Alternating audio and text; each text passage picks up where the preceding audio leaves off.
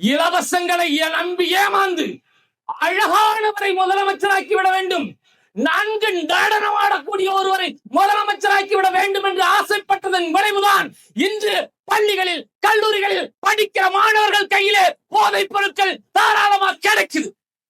அன்னைக்கு சொன்னேன், பள்ளிக்கூடங்கள்ல கஞ்சா கிடைக்குது. திமுக ஆட்சியில பள்ளிக்கூடங்களிலே கல்லூரி வளாகங்களிலே போதைப் பொருட்கள் தாராளமாக கிடைக்குது. இதை தடுத்தே தீர வேண்டும் என்று நான் சொன்னேன்.